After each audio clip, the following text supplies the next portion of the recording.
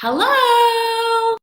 Welcome back to the conversation about mindset myths. So we have been discussing, last week we discussed a different mindset myth about emotional intelligence.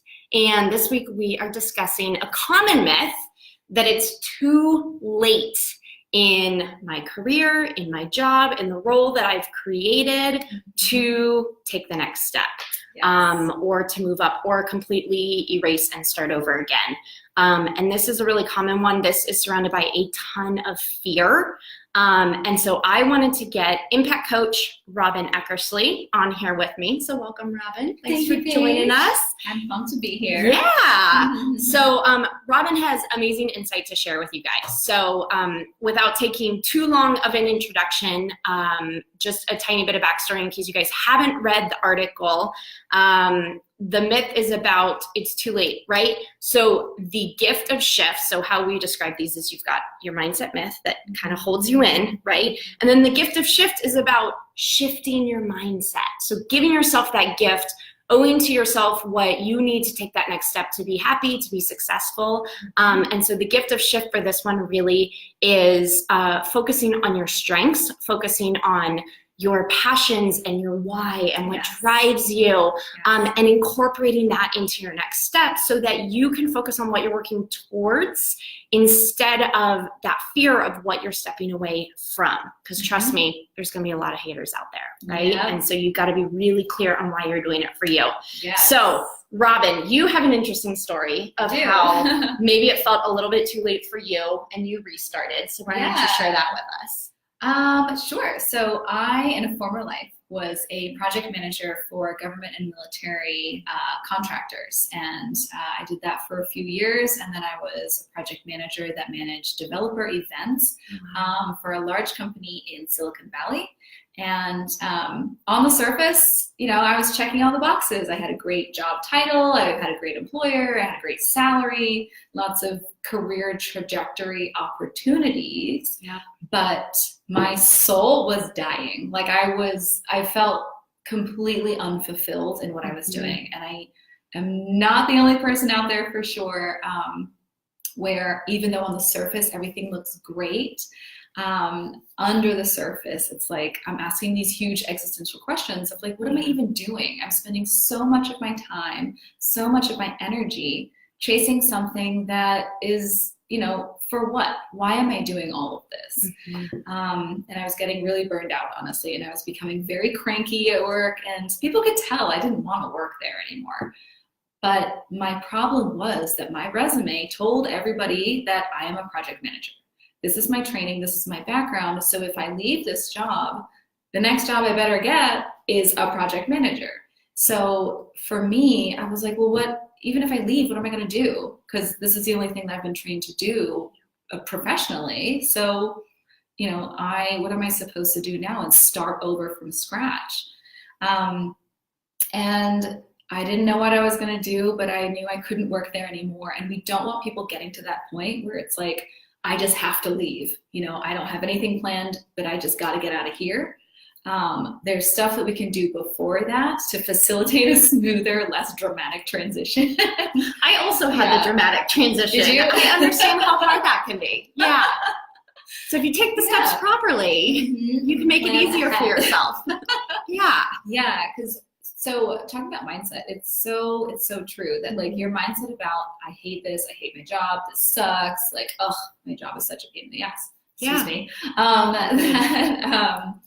You know, that focusing on what's broken, focusing on what you hate, focusing on what's not right is going to foster more of that. It's not going to trigger creativity. It's not going to trigger you being proactive and finding something that you're drawn to instead. Because you're focusing so much on like looking over your shoulder, all the stuff you're trying to get away from. So I was planning on putting my 2 weeks in February of a few years ago now, but my boss decided it was time for me to leave in January. And so I had to get over that whole like, no, you're not supposed to break up with me. I'm supposed to break up with you kind of feelings of indignant, and my pride was hurting about that. And I think, to pause for a second, I think it's okay to go through the hurt. You know, Yeah. like I think it's a part of the process. Cause same, I got laid off and I felt blindsided and, Yes. and it does hurt and it does feel like a breakup in a way, Yeah. even if you don't want to be there. Right. Yeah, totally. But I think it's good to feel it a little bit and then move forward. Yeah. Yeah. Cause that, if you don't feel it, if you don't allow yourself to actually experience it, it festers and it will just sit there as this like thing that you resent for as long as you don't unpack it for it, right? That could go on for years. That could go on for your entire life. Yeah. You could hold this resentment and this grudge against this thing that happened, you know, way back when. And wine helps. And wine helps a lot. But be careful, don't get too much wine because that could be slippery slope too. True. Yes. Yeah, so for me, it was like, I was suddenly put in this position where I felt that I had to decide what's next right away. And I wasn't ready to make that decision. And so because I was like, well, it's too late for me to switch gears and start from the bottom of a brand new career track, I guess I'll just apply for more project manager positions. And my husband was like, hey, news alert, you hate this. Don't do more of this. Stop coming home grumpy. Yes. Oh, I'm so sorry. I put you through all of this. And it's like, but it's so true. Like the ripple effect of you being in a position you don't want to be in is so far reaching. It's not just contained to your day-to-day office. It impacts your health. It impacts your emotional relationships. It impacts how you think about yourself. So anyway, just a side note, like roll that out. But I had to do, because he was like, no, stop. Like, we're in a good enough financial position that we can just chill for a couple of months. You figure out what you want to do and let's move forward from there. Like, let's not just dive into something just because you're having a knee-jerk reaction to an event that you hadn't expected. And I think that comes with a lot of that should mentality also, right? Like I should find something immediately, or I should continue this path, and we don't allow ourselves that space to maybe think creatively and think outside the box, right? Yeah, because it's like the story was, if you don't have a job, you can't make money, you can't pay rent. And I had made that decision that if both me and my husband don't have jobs, then we can't pay rent. I hadn't even looked at our finances. I had made that decision without all of the data. And when we're in a state of fear, that's what happens. We're making assumptions and we're making these huge decisions based on an incomplete set of data. Right. And that's how like fear can be so sabotaging and fear can be just so controlling. Right. And so I went through, that's when I started my personal development journey. I started to really look into, what do I care about most? What kind of legacy am I trying to leave? What kind of impact am I trying to make on the world? Those are when those questions finally had room to breathe. Because I wasn't, blinders on, focus, just go to work, suck it up, get the paycheck, repeat for the next 40 years. Right. So now I had time to kind of tease those out.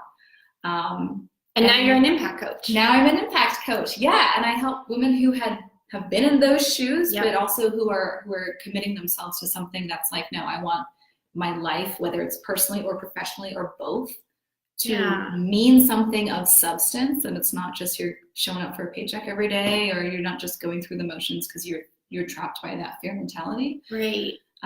So for me, it turned into me running my own business. And I know that's not for everyone, for sure. I wouldn't recommend it to just anybody. It's scary. It's so scary. It's so scary. But, talking about fear, my God.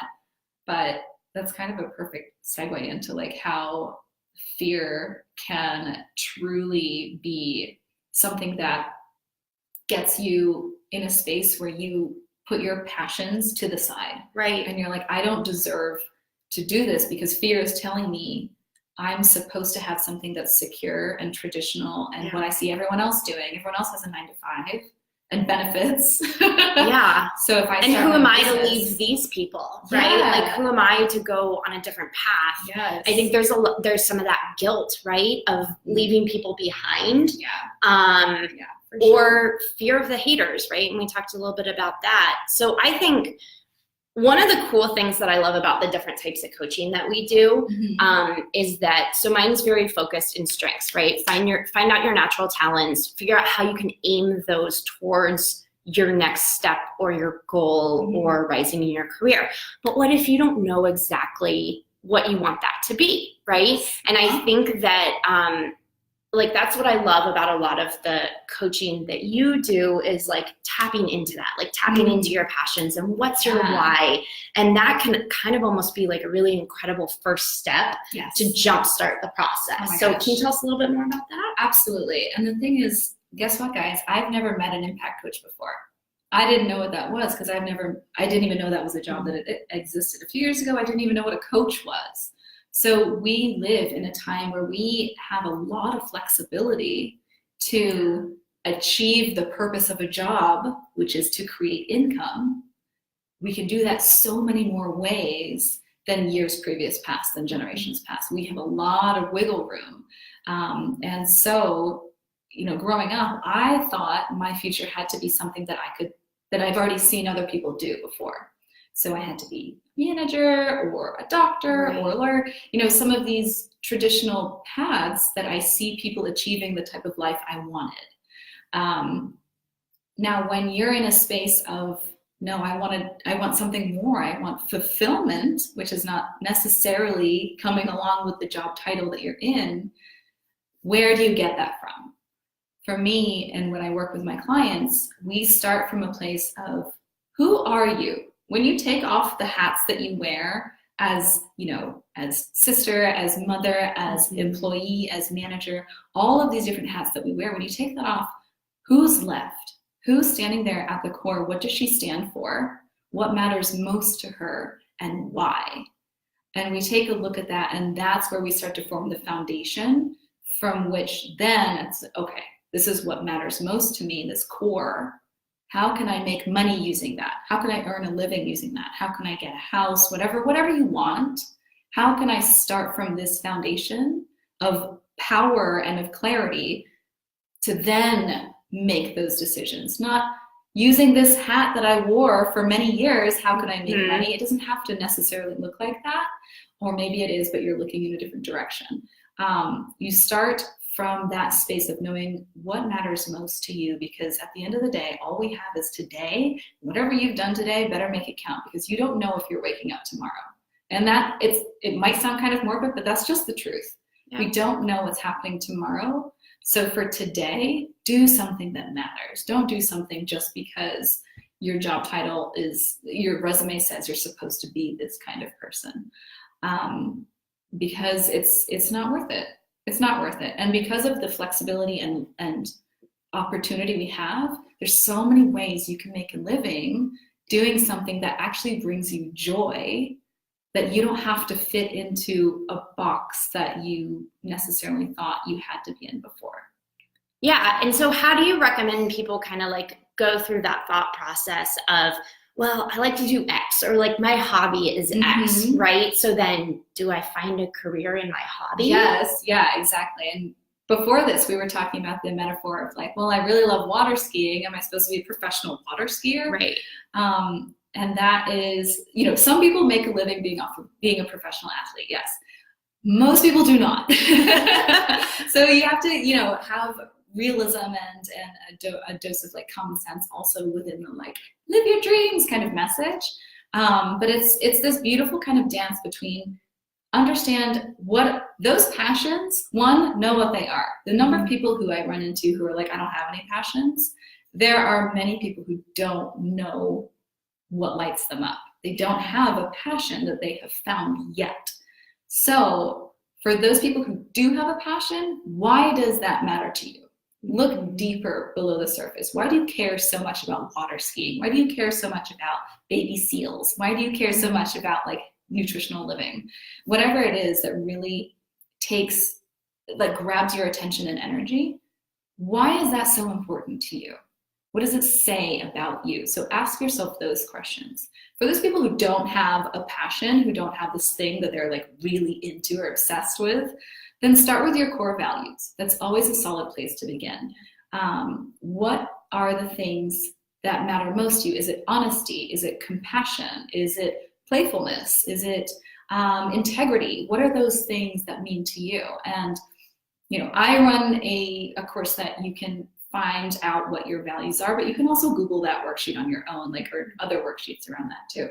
Understand what matters most to you first and what you stand for, and then start to say, okay, how can I infuse those things in the opportunities I have around me? So it kind of depends on, are you in a space where you're looking to design an entirely new career, or are you're going to stay in your career, but you just want more fulfillment? Because it depends on how much of an upheaval you're going to bring into your life. But yeah, starting with your core values and understanding why these things matter to you most are great just initial baby steps that you can take.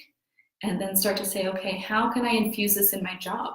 How can I infuse these things about me into my personal relationships? How can someone else find value from my love of these things? Because when you can offer value in what you create and what you stand for, that's when you can charge money for it, essentially. So maybe it's writing a book, maybe it's creating something, maybe it's offering advice. There's a million different ways where you can start to transition how your life and income and career looks. Yeah. And I love it because I think that when you get to that point where you're running towards that passion, right? Yeah. You're running towards that goal. You're not, it gets easier. It still may be a hard transition, but bit by bit, it gets easier to stop looking over your shoulder, right? To stop worrying about what other people are thinking about you, or if you're leaving someone behind. Because honestly, if you don't have people supporting you in this, unless it's something that's purely detrimental to yourself that you are not seeing, right? Like if you don't have, a lot of people talk about tribes, right? Like if you don't have a tribe that's supporting you, find one, or find a coach to be in your corner, right? Or find a peer to go through these steps together with, or mentorship. Like there are so many different ways to get support that can help you, again, feel excited of what you're looking towards, right? Yes. And tell the fear to just like, thank you, please go sit down in a corner right now. Yes. And we'll address it later. No. I mean, it's so true, because if you're going to leave the career so our identities are so interesting, because, you know, people see us and they interact with us and they assume that we are about certain things. This is Paige, you know, she fits these X, Y, and Z things that I have my box. Mentally put her into. Yes. So if you were to go run out and do something completely different, and now you're like, you know what, I'm going to be, you know, a fashion designer. Right. Like that doesn't fit with me. But for me, I'm like, hey, go get it, girl. But not everyone's going to be like, why are you doing that? That's kind of risky. Like I think that's a bad idea. I don't think you should do that. And they'll try and talk you out of it. Right.